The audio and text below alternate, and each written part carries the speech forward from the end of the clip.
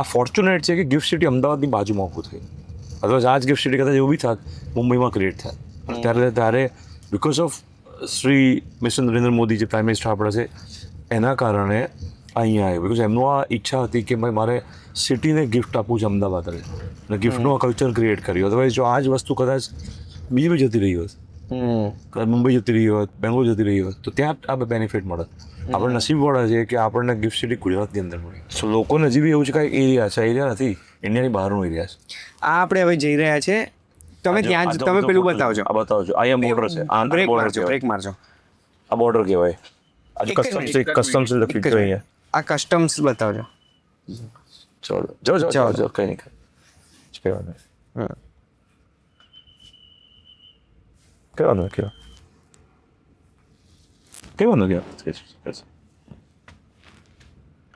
હવે આપણે customs cross કરીને આવી ગયા છે ઇન્ટરનેશનલ એરિયામાં. વાવ, આ ગિફ્ટ સિટી વિશે મને નથી ખબર આ વસ્તુની. ઓકે, તો નેક્સ્ટ જે આપણો પ્રોજેક્ટ છે આપણો આ એરિયામાં છે. સો અહીંયા 3 પ્રોજેક્ટ છે અંદર, 2 રેસિડેન્શિયલ અને 1 કમર્શિયલ. આ કસ્ટમ બસ્ટમ આપણને ઊભા રાખે છે, બધાને ઊભા રાખે છે. નિયમો બધા માટે સરખા છે. અહીંયા આપણને ખબર પડી ગઈ. This is I think great administration. આ ઇમ્પ્રોમ્પ્ટુ હતું એટલે આપણે પરમિશન નથી લીધી. બાકી નોર્મલી કદાચ બહારથી આવે તે લોકોને પરમિશનના બધાના ક્રાઇટેરિયા છે, તમારે લઈને જવું પડે, કાં તો કોઈ ખાડો હોવો જોઈએ. એ બી એમનું કામ કરે છે બહુ સરસ. અહીંયા અમારી કંપની રજિસ્ટર્ડ છે, એમાં અમે રજિસ્ટર્ડ હોઈએ એટલે ખાલી ચેક કરી લે તમે છો ને રજિસ્ટર્ડ છો, અને અમારી ટીમ છે જોડે ઓળખે છે એટલે. બાકી નોર્મલી પબ્લિકને અહીંયા તરત આવી તલાવ નથી. સો આ ગિફ્ટનો અહીંયા સુધીનો એરિયા છે. એ ધીરે ધીરે અહીંયા પેલી પાઇપ છે ને ગિફ્ટની, એ પાઇપ અહીંયા સુધી બંધાય છે. તમે કામ જોશો ને અહીંયા તો નીચે ટનલ જાય નાખે છે, એ કામ ચાલે છે એટલે અહીંયા આવું દેખાય છે. આ ટનલ થઈ જશે પછી આખો એરિયા સરખો કરી નાખશે. પછી આ લોકોના અહીંયા ટેન્ડરને અલોટમેન્ટ ચાલુ થશે અને પછી આ એરિયામાં અહીંયા બિલ્ડિંગ બધા બનવાનું ચાલુ થશે. આ બાજુનું ઇન્ફ્રાસ્ટ્રક્ચર હજી રેડી થાય છે.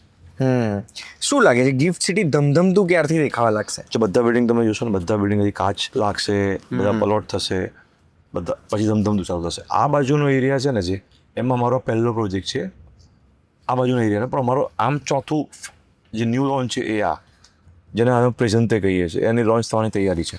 હા, જે most premium project of the city, Ahmedabad બી અને ગિફ્ટ સિટી બી. આ ફ્લેટની કિંમત કેટલી હશે? 4 બેડરૂમનો ફ્લેટ 15 કરોડનો છે. 4 બેડરૂમનો 15 કરોડ? એટલે આ 12,000 ફૂટ સુપર બિલ્ટ અપ એરિયા, 12 થી 13,000 ફૂટ અને 6 થી 7,000 ફૂટ કાર્પેટ એરિયા. એટલે નોર્મલી 4 બેડરૂમના ફ્લેટ તમે સમજો 2500 ફૂટના બી હોય સુપર બિલ્ટઅપમાં. 2500ની જગ્યાએ 12,000 થી 13,000 ફૂટના ફ્લેટ છે. ઓહો, એટલે પેલું બેડરૂમ હોવો, મોટો બેડરૂમ હોવો, જે વેલ્ધી લોકોનો બેડરૂમ હોવો અંદર, કે ભાઈ અંદર બેઠા છે, વોક ઇન વોર્ડરોબ, મોટા બાથરૂમ, એ સ્ટાઇલ છે. કોણ આવશે રહેવા અહીંયા? એવા લોકો કે જેને ગિફ્ટમાં બંગલો જોઈએ છે, પણ બંગલો મળશે નહીં કારણ કે સરકાર ગિફ્ટમાં બંગલો આપતી નથી. ગિફ્ટ સિટી માટે બંગલાની જગ્યા નથી. એટલે ગિફ્ટનું નામ તમે એ જ કરી દીધું, ગિફ્ટ પ્રેઝન્ટ. સો ગિફ્ટને પ્રેઝન્ટ કર્યું અમે એ રીતે. સમય એ બધી આખી દરેક બિલ્ડિંગની સ્ટોરી છે. કવ of India, trophy of India, trophy of GIFT City, એ રીતે. તો હવે ગિફ્ટમાં જે બધા બિલ્ડર્સ આવ્યા છે, જે ડેવલપર્સ, એ બધા ડેવલપર્સને તમે બધાનું એક વોટ્સએપ ગ્રુપ હશે કે હવે? ગિફ્ટના ડેવલપરનું એક અમે ગયા વર્ષે એક એસોસિએશન બનાવ્યું, ગિફ્ટ સિટી ડેવલપર્સ એસોસિએશન. એમને બધા અમે ભેગા મળીએ છીએ.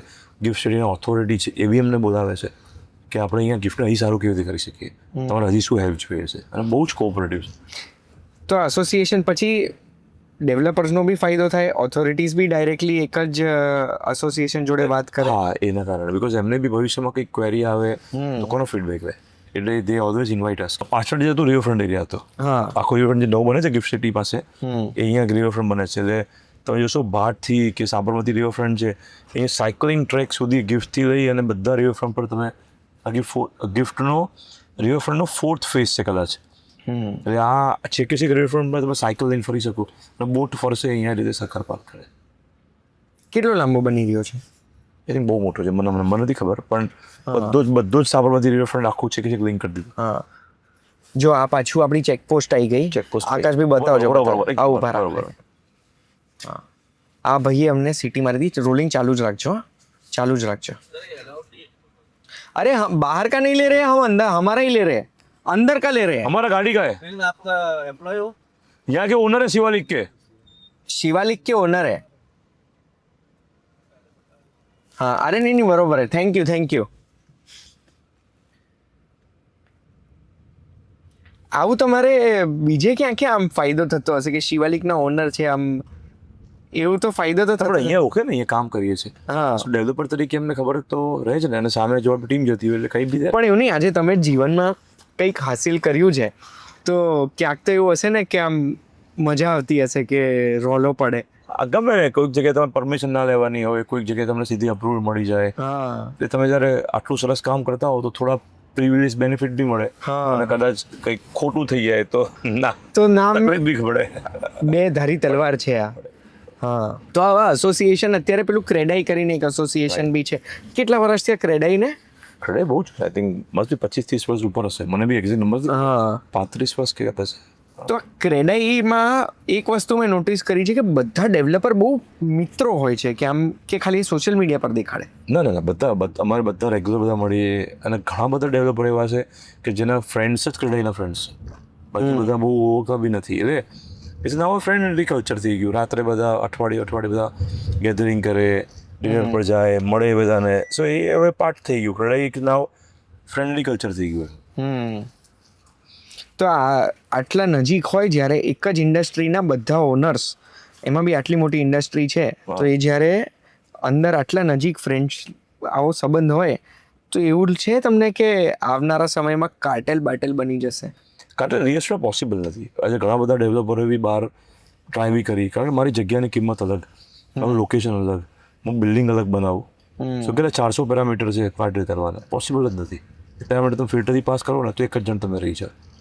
એટલે મારો કેસ્ટ્રો અલગ, મારી જગ્યા જૂની છે નવી છે અલગ, એ પોસિબલ નથી. કોઈ પણ બેસીને એવું તો નક્કી થઈ શકે ને કે આ એરિયાનો ભાવ આપણે બધા આ મૂકીએ એટલે સો એ નફો તો મોસ્ટલી બધા ફિક્સ જ છે. પણ એક અવાજ ભેગો થાય જ્યારે સરકારને કંઈક તકલીફ પડતી હોય કે અમને તકલીફ પડતી હોય, સરકારની જોડે રહીને સરકારમાં એક રિપ્રેઝેન્ટ કરીએ કે અમે તકલીફ છે તો સાંભળો.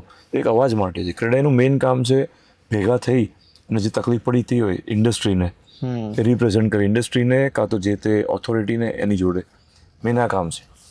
તમને તમને સારી કરવા બલ્બ કાર્ટેલ વાળું ખબર છે તમને? એમાં થાય બિકોઝ સેમ પ્રોડક્ટ છે, હા. સેમ ખરીદી છે. હા ઇવન સિમેન્ટમાં બી થાય છે, સાંભળ્યું છે મેં. બટ ક્યાં ને ક્યાં બધી જગ્યા પર છે. પણ એ રિયલ એસ્ટેટમાં પોસિબલ નથી કારણ કે બધી પ્રોડક્ટ અલગ અલગ છે. પ્રોજેક્ટ ટુ પ્રોજેક્ટ અલગ અલગ છે. એટલે કાર્ટેલ બનાવવું જ પોસિબલ નથી. બધા વસ્તુઓ અલગ આપે છે, જગ્યા. ફેક્ટર નથી મુકાતા, હા તે થાય બી નહીં. તો આજે તમે એક મોટા ડેવલપર એક પ્રોજેક્ટ બીજો અમારો સ્કાય વ્યૂ. આ વાળો હા આ તો ખાસો બની ગયો છે, બતાવજો. આ સ્કાય વ્યૂ આ છે ને ડ્રોન ઇન્સ્પાયર્ડ બિલ્ડિંગ છે આખું જ. હા આ કેટલા ફ્લોરનું હશે? આ 30 માળની આસપાસ. હા